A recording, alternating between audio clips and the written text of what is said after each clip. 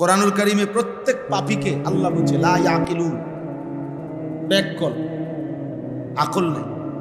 লা ইয়াফকাহুন, কিছুই বুঝে না, বেওকুফ। লা ইয়াকিলুন, তার কোনো আকল নেই। লা ইয়ালামুন, কিছুই জানে না। এই শব্দগুলো আল্লাহ তাআলা কোরআনে পাপীদের জন্য ব্যবহার করছে। কয়েকটা শব্দ। কখনো বলছেন লা ইয়ালামুন, সে কিছুই জানে না। কখনো বলছে লা ইয়াফকাহুন, সে কিছুই বুঝে না। কখনো বলছে লা ইয়াকিলুন, তার আকলে কিছুই ধরে না। এই শব্দগুলো পাপীদের ক্ষেত্রে। আমি কিংবা আপনি, জওয়ান কিংবা বুড়ো, কোনোভাবেই পাপী চালাক হয় না, নাফরমান চালাক হয় না, নাফরমান চালাক হয় না। তো বলতেছিলাম মসজিদের আদব অনেক বেশি, মসজিদের প্রতি ভালোবাসা অনেক বেশি, অনেক বড় বরকতের বিষয়। আল্লাহ তাআলা কোরআনুল কারীমে এটা ঈমানের চিহ্ন বলছে। আর মসজিদের যে বাধা দেয়, আল্লাহর কোন বান্দাকে মসজিদে আসতে বাধা দেয়, আল্লাহ কোরআনে বলছে সে হচ্ছে সবচেয়ে বড় জালেম। কোরআন শরীফের আয়াত, ওয়ামান আযলামু মিম্মান মানাআ মাসাজিদ আল্লাহ, তার চাইতে বড় জালেম আর কেউ হইতে পারে না।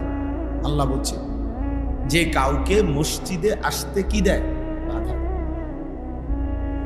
সে সবচেয়ে বড় জালেম, পাপী, নিকৃষ্ট জালিম। এজন্য এক বন্ধু যদি আরেক বন্ধুকে নামাজের জন্য বাধা দেয়, সে ছেলেটা হয়তো একবার বলছিল যে চল মসজিদে যাই, নামাজ পড়ব।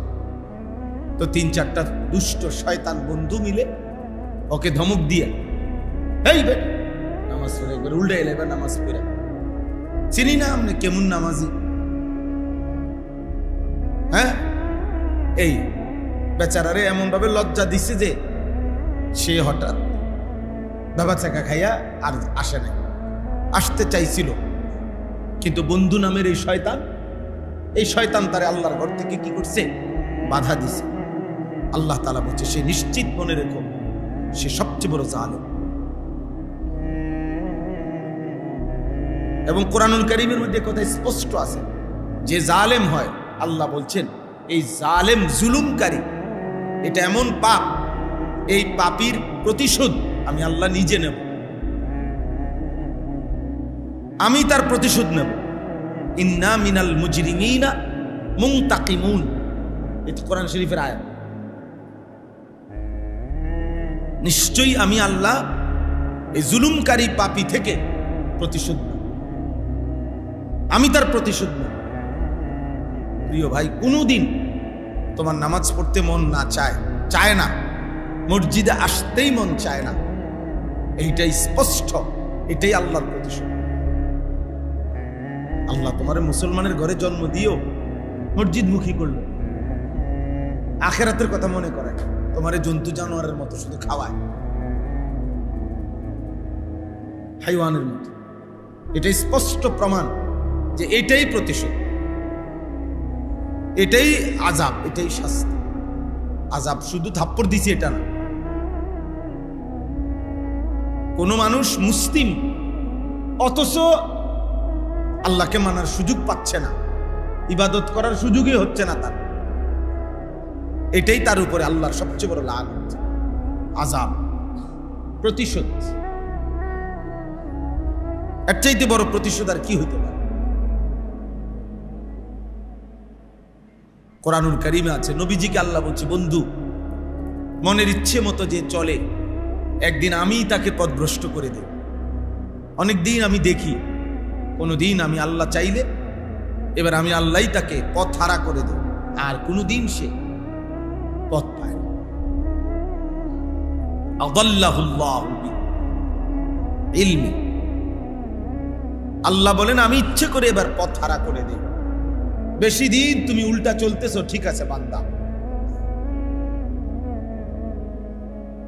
আর লাগবে না, আমার পথে চলতে হবে না, ঠিক আছে যাও, গুনার পথেই থাকো, আল্লাহ দরকার নাই, ভাত খাইবাই তো আর কি খাও, খানা দানা আটকাবো না, কিন্তু বন্দিগি আর করতে দেব না, জন্তু জানোয়ারের মতো, কুকুর বিড়ালের মতো একদিন খাইতে খাইতে, পেশাব পায়খানা করতে করতে একদিন মরে চলে যায়, শেষ। কোরআন শরীফের আয়াত আছে, স্পষ্ট শোনো, একটা ছেলে শোনো, একজনই বুঝো। এ আমার পরিচিত জায়গা, আমিও পুরাতন, আপনারাও পুরাতন। আশ্চর্য আয়াত আছে কোরআন। ওয়ালাউ আরাদাল্লাহুল খুরুজা ওয়ালাউ আরাদুল খুরুজা লাআদ্দু লাহু উদ্দা। আল্লাহ তাআলা বলেন মুনাফিকদের ব্যাপারে যে যদি মুনাফিকরা আসলেই আমি আল্লাহর পথে বের হতে চাইতো, আমার পথে চলতে চাইতো, তাইলে তো তারা আমার পথে চলার জন্য প্রস্তুতিই নিত। নামাজের ওয়াক্ত হইছে, ওযুই করেন, নামাজের ওয়াক্ত হইছে, ঘুমের থেকেই ওঠেন। মুসলমান কোরআন শরীফ শিখার কোনো প্রয়োজনই বোধ করে না। মুসলমান মহিলার পর্দার কোনো মানসিকতাই নাই। তো আল্লাহ বলেন যদি সে আমি আল্লাহর পথে চলতেই চাইতো, তাহলে তো কিছু না কিছু কি নিত, প্রস্তুতি নিত। তার নিজের যেদূর সামর্থ্য আছে এদূর চেষ্টা তো করত। এরপরে আল্লাহ বলেন এমন নাফরমান যার মধ্যে কোনো ইমানের, আমলের, নেক কাজের কোনো প্রস্তুতি নাই, ফিকিরে নাই। কেন নাই? আশ্চর্য কথা হলো কোরআনে আল্লাহ বলেন ওয়ালাকিন কারিহাল্লাহুম বিআসাহুম, আল্লাহর পথে তারা চলুক, আল্লাহরে মানুক। খোদার কসম আল্লাহ নিজে বলতেছে আল্লাহ তাদের এটা চায় না, আল্লাহই চায় না। যা নাফরমান, তোরে জানোয়ারের মতো খাওয়াবো, তোরে আমার সেজদা দিতে হবে না, যা।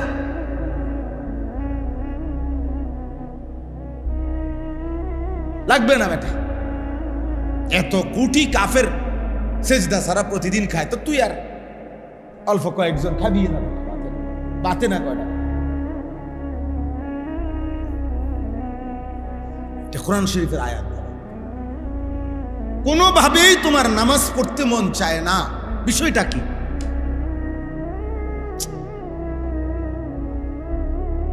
আজ এতদিন মুসলমানের ঘরে জন্ম নেওয়ার পরে এত আজান, এত মসজিদ, এত মাদ্রাসা, এত আহ্বান, এত ওয়াজ, কোনো কিছুই তোমার কলিজাটা কে এমন ভাবে আটকাইয়া দিল যে কলিজাটার ভিতরে কত নড়েও না, দিলটা একটু নড়েও না। বিষয়টা কি বুঝেন নাই কথা? 365 দিন, এক বছর একদিনও হালাল খায় না, প্রতিদিন ওজনে কম, কোনদিনও 5 ওয়াক্ত নামাজ পড়ে না। এই ডাকাত, এই নিকৃষ্ট জানোয়ার, কত বড় জানোয়ার!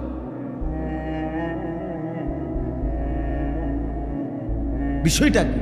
এটা আল্লাহ কোরআন বলছে ওয়ালাকিন কারিহাল্লাহুম বিআসাহুম, আল্লাহই চায় না আল্লাহর পথে চলুক, আল্লাহ নিজেই আর চায় না। যা, লাগবে না।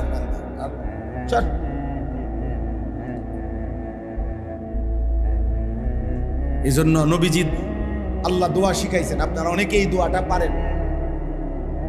কোরআনের একটা দোয়া আছে, হুজুররা খুব দোয়াটা পড়ে মুনাজাতের মধ্যে, সব হুজুররা। রব্বানা লা তুজিগ কুলুবানা বাদা ইয হাদাইতানা।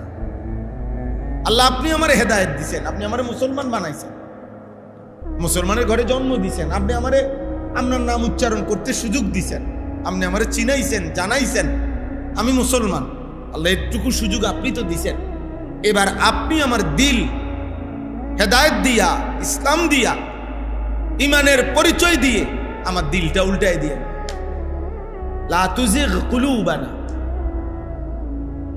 রব্বানা লা তুজিগ কুলুবানা বাদা ইয। এই বেয়াদব, ওঠ বেটা এখান থেকে, ওঠ, মোবাইল ধরলি কেন বেটা? ওঠ বেয়াদব বেটা, হাসুস কেন আবার? বেত্তমিস, বাইরো বেটা।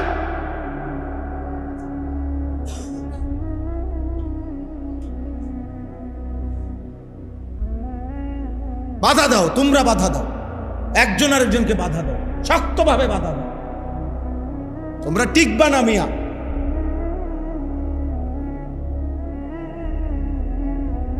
আমি তোমাদেরকে বলি ছেলেরা, আমি এত অস্থির কেন, এত শক্ত কেন? পবিত্র বন্ধন শেষ পর্যন্ত ওদের চালাকিটা। আমাদের পারিবারিক বন্ধন, বিবাহ, স্বামী স্ত্রীর পবিত্র সম্পর্ক, এটা গোটা ইউরোপে নাই আব্বা, তোমরা খবর নাও। ওদের কাছে স্বামী স্ত্রী এই শব্দটি তেমন কিছুই না। ওদের কাছে হইল পারস্পরিক সম্পত্তিতে যার সাথে যার যতদিনের চুক্তি, যার সাথে যতদিন যার সম্পর্ক। পুরুষ জানে না কতটা মহিলা বদলাইছে, মহিলা জানে না কতটা পুরুষ বদলাইছে। এখানে এটা বিষয় না, সম্মতি হইলেই শুধু সম্মতির ভিত্তিতে এটা বৈধ। তোমাদেরকে ওইখানে নিয়ে যাচ্ছে ধীরে ধীরে। এই জন্য আমরা বেশি ভাবতেছি। আমরা ভাবি যে তোমরা উঠতি বয়সের নওজোয়ান, আল্লাহ চাহে তো এই সমাজে তোমাদের বাচ্চা মানুষ হবে। তো সমাজটা যদি এমন জঘন্য হয়, তোমার বাচ্চাটা বড় হবে কি দেখে?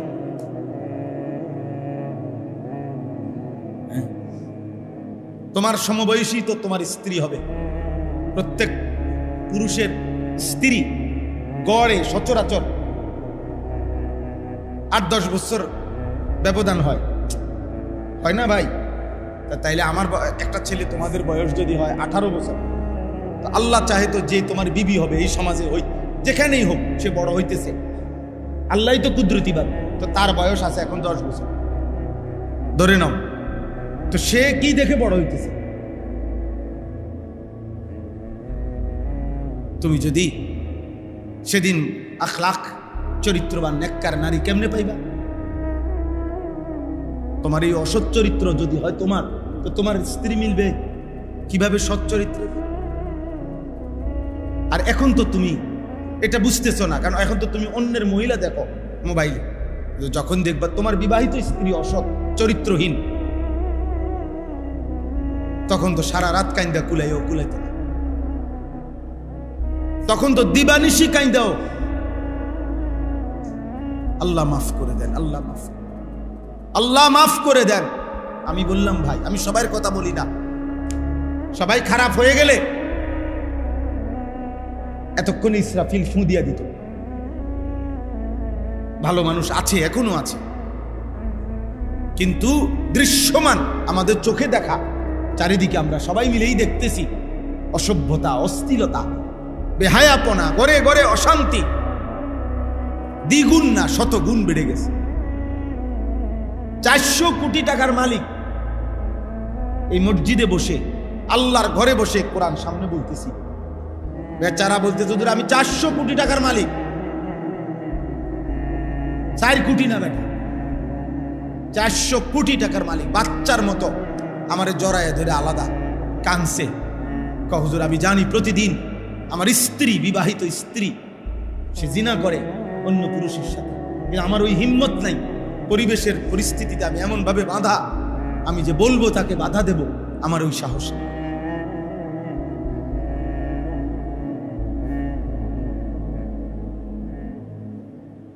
আমি এমন ফেসে আছি যে আমি একবার মুখ খুললে আমারে হয়তো গুম করে, মানে অর্থাৎ আমারে পৃথিবীর থেকে কি করে ফেলবে, সরাইয়া ফেলবে। আমার টাকা, আমার গাড়ি, আমার বাড়ি, বাসা বাড়ি আমার, কিন্তু আমার অবর্তমানেই অন্য পুরুষ ঘরে। আচ্ছা, এই পুরুষটার আব্বা তোমরা বলো ভাই, এই পুরুষটার কলিজাটার কি অবস্থা?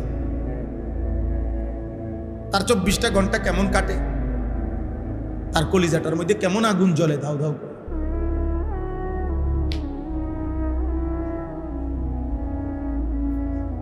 এই জন্য বাপ, যদি মনে করো মোবাইলেই তোমাদের জীবনের শেষ ভালোবাসা, শেষ তৃপ্তি, তো ঠিক আছে আপনার, চলো, অসুবিধা নেই। তোমার জন্য আমি আটকাবো না, আমার জন্য তুমি আটকাইবা না। কেউ কারো জন্য পৃথিবীতে আটকায় না। কোলের বাচ্চা মরে গেলে মা মরে না, আবার মা মরে গেলেও কোলের বাচ্চা মরে না। এই বাচ্চা নাবালক, কোলের বাচ্চাও, নবজাতক সন্তানও কোনো না কোনো কোলে পিঠে করে ধীরে ধীরে বড় হয়ে যায়। কারো না কারো বুকের দুধ খাইয়া আল্লাহ তারে ঠিকই হায়াত দেয়। তার মানে ওই মার জন্য কোলের বাচ্চা থেমে নাই, কোলের বাচ্চার জন্য মা থামে না। কারো জন্য কেউ আটকায় না। কিন্তু আমাদের আখেরাত তো বরবাদ হবেই গুনার কারণে, কিন্তু আমাদের দুনিয়াটাও কঠিন হয়ে যাবে। আমাদের দুনিয়াটাও কঠিন হয়ে যাবে। কোনোভাবেই আমরা তোমাদেরকে ফেরাইতে পারছি না। তোমরা বেশিরভাগ ছেলে পেলেকে কোনোভাবেই বুঝানো যাচ্ছে না যে মোবাইল এটা জীবনের শেষ কাজ না। একজন যুবক, একজন শক্ত সামর্থ্য ইমানদার মুসলিম পুরুষ, প্রিয় ভাই আমার, উচিত ছিল পৃথিবী করো, আখেরাত করো, দুনিয়াও তুমি মেহনত করো, পরিশ্রম করো, তুমি লাখ টাকা উপার্জন করো, অসুবিধা কি? তুমি রোজগার করো, রোজগার পরিশ্রম করো, হালাল উপার্জন কোনো একটা করো। আবার আখেরাতের জন্য নামাজ পড়ো। আমরা তো রোজগার করতে নিষেধ করি না, আমরা তো নিষেধ করছি মোবাইল টিপতে, আমরা তো নিষেধ করছি ঘন্টার পর ঘন্টা নিজের হায়াত, নিজের জীবনের সবচেয়ে মূল্যবান সময় বানের পানির মতো চলে যাচ্ছে। এক একবার মোবাইল নিয়ে বসলে বন্যার পানির মতো, স্রোতের মতো সময়টা চলে যায়। 3 ঘন্টা গেল গা, শেষ, কিছুই দেখে না, উল্লেখযোগ্য কিচ্ছু দেখে না। 4 ঘন্টা নাই, 7 ঘন্টা নাই, শুইতে পড়ছে, ফজরে ভোর হয়ে গেছে, রাতের 5 ঘন্টা হয়তো মোবাইল দেখছে। কি দেখছে আব্বা? জিজ্ঞাসা করো, বাবা কি দেখছো? কি উপার্জন হইল, কি অর্জন হইল? নারী যে দেখছো, সেই নারীরও তো ভোগ করতে পারলা না, বিয়েও তো করতে পারলা না, নর্তকিরি দিয়া কিছু তো করতেই পারলা না। শুধু চোখের দেখা দেখে শরীরটাও নষ্ট করলা, যৌবনের সক্ষমতাটাও নষ্ট করলা, সম্পদও নষ্ট করলা, আখেরাতটাও জাহান্নাম নষ্ট, বরবাদ। অর্জন কি? আমরা বুঝাইতে চেষ্টা করলাম, কেউ একজন ভাইব এটা ঠিক না, এটা উচিত না। মোবাইলের এই আসক্তি, এই অসভ্যতা, বেঈমান, এটার মধ্যে জাদুর মতো, মন্ত্রের মতো কিছু দিয়ে দিছে মনে হয়, যেন এটা যেন জিনে নিয়ন্ত্রণ করে, এটা যেন ভূতে নিয়ন্ত্রণ করে, এটার মধ্যে কোনো মন্ত্র আছে, কোনো তাবিজ আছে। বেঈমান এভাবে চাচ্ছে যে একটা মিনিট, একটা ঘন্টা মুসলিম, সবচেয়ে মূল অংশ মুসলমানের যুবক, আমরা কিতাবে পড়ছি আল্লাযীনা নাসারুর রাসূল সাল্লাল্লাহু আলাইহি ওয়াসাল্লাম ওয়া হুমুশ শাবাব, 23 বছর নবীজির নবুয়তের কাজে যারা তাকে সবচেয়ে বেশি সহযোগিতা করেছে, হুমুশ শাবাব, তারা ছিল যুবক। হযরত আব্দুল্লাহ ইবনে মাসউদ রাদিয়াল্লাহু তাআলা আনহু বলেন, নবীজির বিখ্যাত সাহাবী, তিনি বলেন বদরের যুদ্ধ থেকে শুরু করে নবীজির জীবনের সকল যুদ্ধে আমরা ছিলাম, অংশগ্রহণ করছি। কুন্না নাগজু মা রাসূলিল্লাহ সাল্লাল্লাহু আলাইহি সাল্লাম ওয়া নাহনু শাবাব, তিনি বলেন সকল যুদ্ধে আমরা নবীজির সাথে অংশগ্রহণ করেছি, আর আমরা ছিলাম যুবক। যুবক হযরত মালিক ইবনুল হুয়াইরিস, একজন সাহাবী রাদিয়াল্লাহু তাআলা, বুখারী মুসলিমের ইবারত, বুখারী মুসলিমের হাদিস, তিনি বলেন আতাইনা রাসূলুল্লাহ সাল্লাল্লাহু আলাইহি ওয়াসাল্লাম, আমরা নবী সাল্লাল্লাহু আলাইহি সাল্লামের কাছে আসলাম থাকার জন্য। ওয়া নাহনু শাবাবাতুন মুতাকারিবুন, আমরা ছিলাম সমবয়সী যুবক, এক বয়সী আমরা কিছু যুবক ছেলে, সবার বয়স 15-16, সবার বয়স 17-18, এর ভিতরে। ফাআকামনা ইনদাহু 20 ইয়াওমান, আমরা নবীজির কাছে এই সমবয়সী যুবকগণ 20 দিন পুরা নবীজির কাছে ছিলাম। এক বয়সী আমরা নবীজির কাছে দিন শিখছি। ওয়া কানা রাহিমান রাফিকান, সুবহানাল্লাহ। সাহাবী বলেন নবীজি ছিলেন অত্যন্ত দয়ালু, অত্যন্ত বন্ধুসুলভ, রাফিক, তিনি ছিলেন আমাদের প্রতি খুব বন্ধুসুলভ। আমরা এই অল্প বয়সী হওয়া সত্ত্বেও তিনি আমাদেরকে দিন শিখাইছেন। এরপরে 20 দিন পরে তিনি বলছেন ইরজিউ ইলা আহলিকুম, তোমরা তোমাদের বাড়ি ঘরে ফিরে যাও, ফিরে যাও। ওয়াসাল্লু কামা রাআইতুমুনি উসাল্লি, এবং আমাকে যেভাবে কয়দিন নামাজ পড়তে দেখেছো এভাবে তোমরা নামাজ আদায় করো। ওয়া ইযা হাদারাত আস-সালাহ ফালিউআযযিন আহাদুকুম, নামাজের যখন ওয়াক্ত হবে তোমরা একজন আজান দিও। ওয়ালিয়া উম্মা আকবারুকুম, তোমাদের মধ্যে বয়সে যে বড় সে ইমামতি করো। এভাবে বলে দিছে, একজন আজান দিও, বয়সে বড় যে সে কি করো, ইমামতি।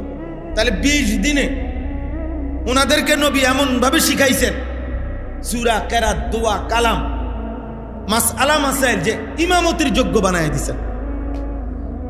নালে এটা বললেন কেন, বুঝেন নাই? নালে এই কথাটা বললেন কেন যে একজন তোমাদের মধ্যে যে বয়সে বড় সে কি করিও, ইমামতি।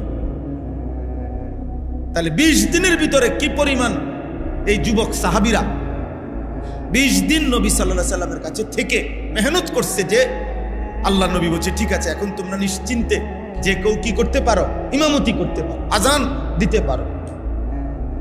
নামাজ তো আমি দেখাইছি, তোমাদের শিখাইছি। দিন শিখা দরকার। আপনার কেউ 10 দিনের জন্য শিখেন, কেউ 20 দিন শিখেন। আজকে আমরা দুর্ভাগ্য যে আমাদের অভিভাবকরাও এই দুনিয়ার তালে তালে বুঝে ফেলছে যে সন্তানকে দিন শিখাইতে হবে না। যার ফলে এই পরশু দিনও ঢাকার একজন গবেষক আলেম উনি বললেন বর্তমান হিসাব হইল মাত্র 30 লাখ সন্তান বাংলাদেশে, মাত্র 30 লাখ ছেলে মেয়ে মাদ্রাসায় পড়ে, সির্ফ 30 লাখ।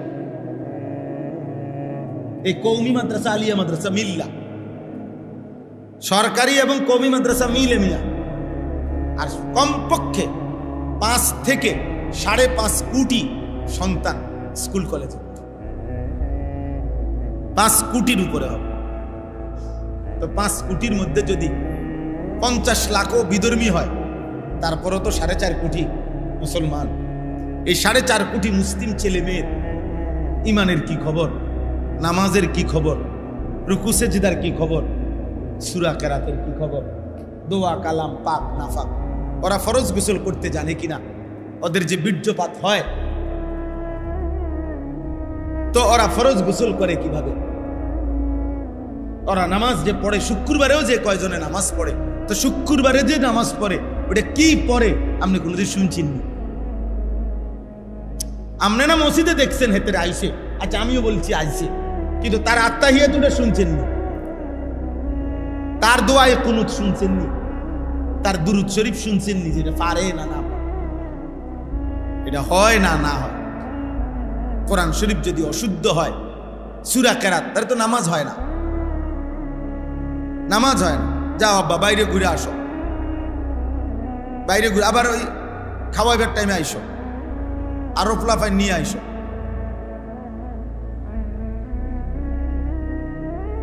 হ্যাঁ, অনেকের আবার হিসাব হলো এটা, আরো আসবে, দেখবে ওদের হিসাব আছে। চলেন, তাইলে এটা জরুরি। আমাদের যে সন্তান 5 ওয়াক্ত নামাজ পড়ে না, যে কয়জন পড়ে জুমা জুমা শুধু শুক্রবার কি পড়ে, রুকুর তাসবিহ কি পড়ে, সেজদার তাসবিহ কি পড়ে, এটা কে শিখাবে এদেরকে? সুবহান রাব্বিয়াল আ'লা কি পড়ে, সুবহান রাব্বিয়াল আযীম শুদ্ধ না হইলে নামাজ হবে না। যার সূরা কেরাত অশুদ্ধ, খোদার কসম তার নামাজ হবে না, জওয়ান হোক বুড়া হোক। নামাজের মধ্যে কেরাত পড়া এটা একটা ফরজ, নামাজে কেরাত পড়া কি ফরজ, অতএব ফরজ ছুটে গেলে নামাজ হয় না। আর ভুল কোরআন শরীফ, সূরা কেরাত এর দ্বারা নামাজ হবে। আপনি মনে করেন মোটামুটি কাছাকাছি, না না, মোটামুটি কাছাকাছি কিছু না। আপনারা আমি একটা উদাহরণ দিই, সবাই বুঝবেন। আমাদের এই ভারতীয় উপমহাদেশের একজন বুজুর্গ মুহিউস সুন্নাহ হযরত মাওলানা শাহ আবরারুল হক রাহমাতুল্লাহি আলাইহি, এই হুজুরের একটা উদাহরণ, ছোট্ট সহজ একটা উদাহরণ। উনি ছিলেন এমন একজন ব্যক্তি এই পৃথিবীতে যিনি সবচেয়ে বেশি কোরআনের মেহনত এই পৃথিবীতে করে গেছিলেন। সুন্নাতের মেহনত, কোরআনের মেহনত, কোরআন শরীফ শুদ্ধ করা, আজান শুদ্ধ করা, সুন্নত অনুসরণ করা। নবীজির খুব বহুত বড় বুজুর্গ ছিলেন হিন্দুস্তানের, ভারতের একটি অঞ্চলের মানুষ তিনি ছিলেন, সারা পৃথিবী বিখ্যাত বুজুর্গ ছিলেন তিনি। তো উনি আমাদের বাংলাদেশ সফরে আসতেন। বাংলাদেশে অনেক জেনারেল শিক্ষিত বড় বড় প্রফেসর, ইঞ্জিনিয়ার ওনার মুরিদ ছিল। এর মধ্যে বাংলাদেশের বুয়েটের একজন বড় প্রফেসর, প্রকৌশল ইঞ্জিনিয়ারিং ইউনিভার্সিটির হজরত কিছুদিন আগে ইন্তেকাল করছেন, প্রফেসর হামিদুর রহমান রহমতুল্লাহ আলাইহি। অনেক বড় বুজুর্গ ছিলেন, বাংলাদেশের ইতিহাসে জেনারেল শিক্ষিতদের মধ্যে শ্রেষ্ঠ আল্লাহর ওলি ছিলেন। তো এই প্রফেসর হামিদুর রহমান উনি বড় প্রফেসর, উনি ছিলেন উনার মুরিদ, আর উনি ছিলেন হাফিজ হুজুর রহমতুল্লাহ খলিফা প্রফেসর সাহেব, এবং উনার সাথে গভীর নিসবত, দুজনের খলিফা। তো একদিন বাংলাদেশ সফরে আসছে। তো এই প্রফেসর হামিদুর রহমান সাহেবের দাওয়াতে আরো বড় বড় 15-20 জন জেনারেল শিক্ষিত প্রফেসর, ইঞ্জিনিয়ার, বড় বড় শিক্ষিত, ওনারা সহ, উনি হজরত সহ একটা বাড়িতে মেহমান হিসাবে ওই 10 তালা না 15 তালার মধ্যে উপরে উঠবে ঢাকা শহরে। তো সাথে সব দাঁড়ানো হয়েছে হজরতের এই ইংরেজি শিক্ষিত প্রফেসর। তো উনি লিফট, এই উপরে উঠতে হলে লিফটে উঠতে হবে না, কথা বুঝেন? লিফট বুঝেন তো আপনারা? লিফট। এই হজরত তখন ইচ্ছা করে ওই উনার বক্ত যে মুরিদ প্রফেসর হামিদুর রহমান, ওনারে বলতেছে যে ভাই লেফট কিধার হে, লেফট কোন দিকে? কি বলছেন? লেফট কোন দিকে? তো শব্দটা কি? লিফট। শব্দটা কি? লিফট। উনি ইচ্ছা করে বলছে যে লেফট কোন দিকে, তো শব্দটা তো লেফট না, আর লেফট মানে তো লিফট না। লেফট মানে বাম দিক, রাইট মানে ডান দিক। তাহলে লেফট বলা দ্বারা আপনারা বলেন তো লিফট মোটামুটি বুঝে গেছিনি? মোটামুটি বুঝে গেছে। একজন মানুষ যদি বলে লেফট, তো এটার দ্বারা লিফট বোঝা যায়, মোটামুটি বোঝা যায়, কাছাকাছি বোঝা যায়। লেফট মানে তো বাম দিক। তাহলে এটা যদি বলে আর আপনি বুঝাইতে চাইছেন লিফট, তো এটা আপনি মোটামুটি বুঝছেন তো যে উনি লেফট বলতে লিফট বুঝাইছে। আমি যদি এখানে দাঁড়াইয়া বলি লেফট, আপনি বুঝবেন লিফট, আপনি বুঝবেন লিফটের কাছাকাছি। তাহলে ন্যূনতম এক জাররাও তো এটাকে লিফট বুঝাবে না লেফট বলার দ্বারা, এটা সম্পূর্ণ পৃথক। অথচ LEFT লেফট, LIFT লিফট, তাহলে একটি অক্ষর শুধু বদলাইছে, 3টা অক্ষর সেম। LFT এই 3টা তো দুনো অক্ষরের মধ্যে সমান, বদলাইছে শুধু কি একটা অক্ষর। ছিল সে অক্ষরটা আই, উনি বলছেন কি ই। এতে করে অর্থটা এতটাই ব্যতিক্রম হয়েছে যে লিফট তো বুঝাই নাই, কাছাকাছিও বুঝায় নাই, মোটামুটিও বুঝায় নাই। তখন ওই প্রফেসর হামিদুর রহমান কানে কানে হজরতকে বলতেছেন, হজরত লেফট নেহি হে, ইয়ে লিফট হ্যাঁ। উনি মনে করছে যে হজরত জানে না বা বুঝে নাই বা খেয়াল করে নাই, তো হজরতকে ঠিক করে দিতেছে, হজরত শব্দটি লেফট নয় লিফট। এই তখন হজরত বলছেন, ভাই মাই তো ইয়ে কাহ রাহা হ্যায়, আমি তো যুগ যুগ ধরে বছরের পর বছর এটাই বলতেছি তোমাদেরকে, এটাই তো বুঝাইতে চাচ্ছি যে একটি শব্দ লিফট, এটা যদি আমি একটি অক্ষর বদলাইয়া ফেলার কারণে সম্পূর্ণ ভিন্ন বুঝায়, ন্যূনতম যদি লিফট না বুঝায়, তো কোরআনুল কারীম অশুদ্ধ পড়লে, একটা অক্ষর ভুল পড়লে, তো কোরআনের মূল শব্দ যেটা, এটা কেমনে বুঝে?